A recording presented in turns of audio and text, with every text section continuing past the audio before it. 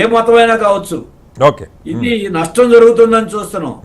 అటువంటి నష్టం జరిగేటువంటి మత రాజ్యాలని ప్రపంచంలో ఏ దేశాలను సక్సెస్ఫుల్ అవ్వాలా, వాటికి నష్టమే జరిగినాయి. ఓకే. అది ఓ చోట క్రిస్టియన్ పేరుతో కావచ్చు, ఇంకో చోట ముస్లిం పేరుతో కావచ్చు, ఇస్లామిక్ పేరుతో కావచ్చు. ఓకే. ఇక్కడ హిందూ పేరుతో జరిగిన భారతదేశానికి, భారతదేశ ప్రజలకి నష్టమే జరుగుతుంది, ఓకే. అనుభవం కలగజేస్తుంది.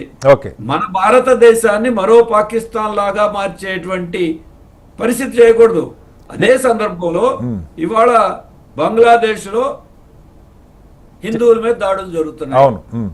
అక్కడ మైనారిటీల మీద దాడులు జరుగుతున్నాయి. అవును. ఇది తప్పనిసరిగా అక్కడ మెజారిటీ మతంగా ఉన్నటువంటి మత ఉన్మాదంతో జరుగుతున్న దాడులు.